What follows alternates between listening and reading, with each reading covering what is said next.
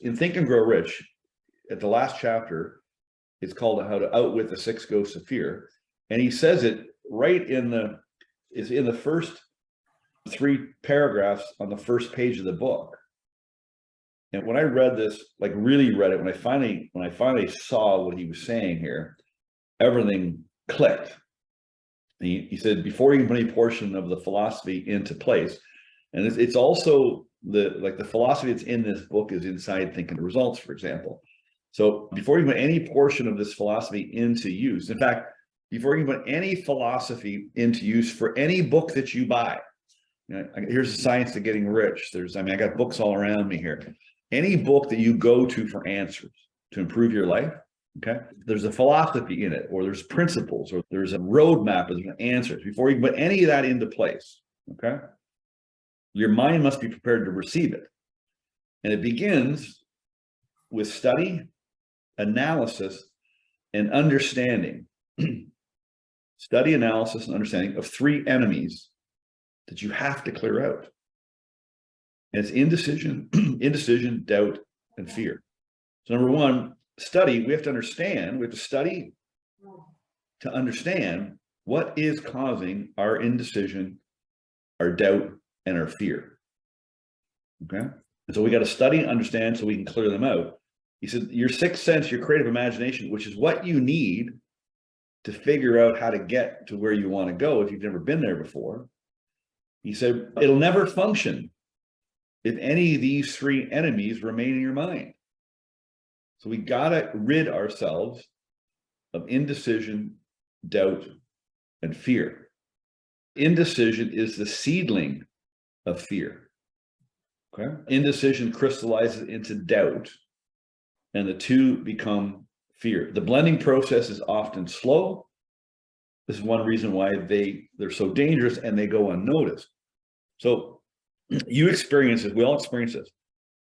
Sometimes it goes unnoticed, sometimes it's noticeable right away. So just think about it. You sit down, you think about what you really want, okay? And you don't decide right away, okay? Something kicks in right away, and it's called fear. You get, like, literally, I'll sweat, like if I get nervous or anxious, my palms sweat, right? Then I can feel it physically, right? Obviously. And so the fear is kicking in, but now I understand the fear is not what is causing my indecision. The fear is caused by my indecision.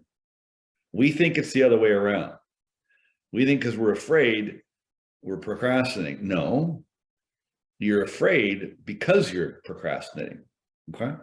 So if you go backwards, he said indecision combined with doubt creates the fear. So just go backwards. If we're afraid, it must mean that we're not deciding on something and we have doubts, okay?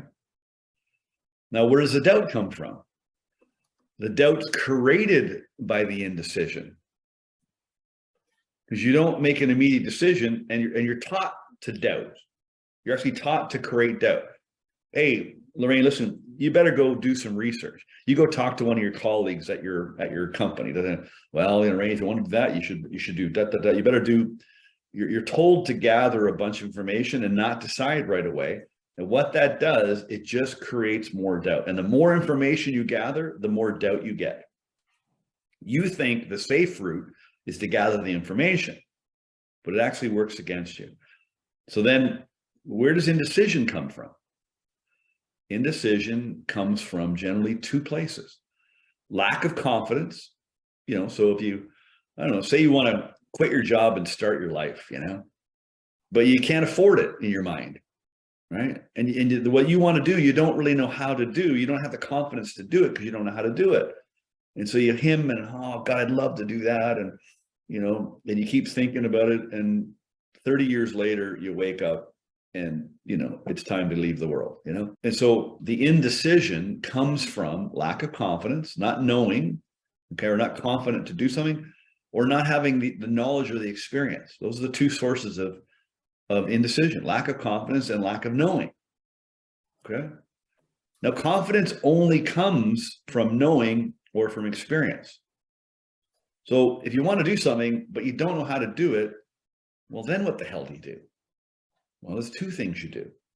Number one, and he tells you in this book, he said, you can supplant your lack of knowledge or experience by aligning yourself with your mastermind partners or specialized knowledge of people that have the knowledge that you don't have.